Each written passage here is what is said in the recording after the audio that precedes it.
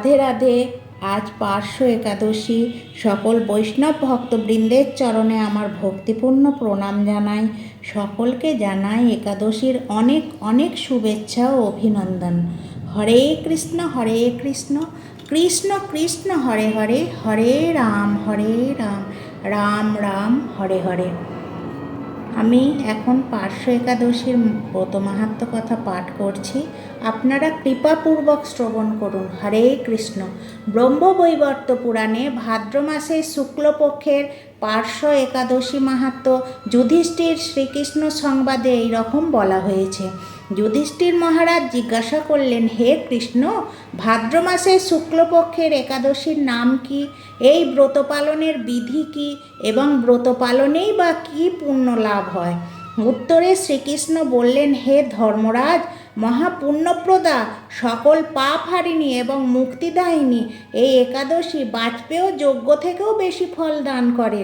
যে ব্যক্তি এই তিথিতে ভক্তি সহকারে ভগবান শ্রী বামনদেবের পূজা করেন তিনি ত্রিলোকে পূজিত হন। পদ্মফুলে পদ্মলোচন শ্রী বিষ্ণুর অর্চনকারী বিষ্ণুলোক প্রাপ্ত হন। তাই তো ভগবান এই তিথিতে পার্শ্ব পরিবর্তন করেন, তাই এর নাম পার্শ্ব একাদশী বা পরিবর্তিনী একাদশী। যুধিষ্ঠির মহারাজ বললেন, হে জনার্দন, আপনার এই সকল কথা শুনেও আমার সন্দেহ পূর্ণরূপে দূর হয়নি। হে দেব, আপনি কিভাবে শয়ন করেন, কিভাবেই বা পার্শ্ব পরিবর্তন করেন? আর চাতুর্মাস্য ব্রত পালনকারীর কি কর্তব্য এবং আপনার শয়নকালে লোকেদের কি করণীয়? এসব বিষয়ে বিস্তারিতভাবে আমাকে বলুন। আর কেনই বা দৈত্যরাজ বলিকে বেঁধে রাখা হয়েছিল তা বর্ণনা করে আমার সকল সন্দেহ দূর করুন। শ্রীকৃষ্ণ বললেন, হে রাজন, দৈত্যকুলে আবির্ভূত প্রহ্লাদ মহারাজের পৌত্র বলি আমার অতি প্রিয় ভক্ত ছিল। সে আমার সন্তুষ্টি বিধানের জন্য গো ব্রাহ্মণ পূজা ও যজ্ঞাদি ব্রত সম্পাদন করত, কিন্তু ইন্দ্রের প্রতি বিদ্বেষবশত সকল দেবলোক সে জয় করে নেয়। তখন দেবতাগণ সহ ইন্দ্র আমার শরণাপন্ন হয়েছিল। তাঁদের প্রার্থনায় আমি ব্রাহ্মণ বালক বেশে বামন রূপে বলি মহারাজের যজ্ঞস্থলে উপস্থিত হলাম। তার কাছে আমি ত্রিপাদ ভূমি মাত্র প্রার্থনা করেছিলাম।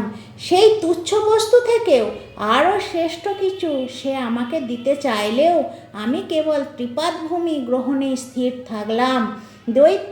দৈত্যগুরু শুক্রাচার্য আমাকে ভগবান রূপে জানতে পেরে বলি মহারাজকে ওই দান দিতে নিষেধ করল, কিন্তু সত্যাশ্বয়ী বলি গুরুর নির্দেশ অমান্য করে আমাকে দান দিতে সংকল্প করল। তখন আমি এক পদে নিচের সপ্তলোক আর এক পদে উপরের সপ্তভুবন অধিকার করে নিলাম। পুনরায় তৃতীয় পদের স্থান চাইলে সে তার মাথা পেতে দিল। আমি তার মস্তকে তৃতীয় পদ স্থাপন করলাম। তার আচরণে সন্তুষ্ট হয়ে আমি সর্বদা তার কাছে বাস করার প্রতিশ্রুতি দিলাম। ভাদ্র শুক্লপক্ষিয়া একাদশীতে ভগবান শ্রী বামনদেবের এক মূর্তি বলি মহারাজের আশ্রমে স্থাপিত হয়। দ্বিতীয় মূর্তি ক্ষীরসাগরে অনন্তদেবের কোলে শয়ন একাদশী থেকে উত্থান একাদশী পর্যন্ত 4 মাস শয়ন অবস্থায় থাকেন। এই 4 মাস যে ব্যক্তি নির্দিষ্ট নিয়ম ব্রত বা জপ তপ ব্যতীত দিন যাপন করে সেই মহামূর্খ জীবিত থাকলেও তাকে মৃত বলে জানতে হবে। শ্রাবণ মাসে শাক, ভাদ্র মাসে দই, আশ্বিনে দুধ, কার্তিক মাসে মাসকলাই বর্জন করে এই 4 মাস শ্রীকৃষ্ণের আরাধনা করতে হয়। প্রতিটি একাদশী ব্রত যথাযথ পালন করতে হয়। সাহিত্য ভগবান পার্শ্ব পরিবর্তন করেন বলে এই একাদশী মহাপুণ্য ও সকল অভীষ্ট প্রদাতা। এই একাদশী ব্রত পালনে 1,000 অশ্বমেধ যজ্ঞের ফল পাওয়া যায়। হরি বল।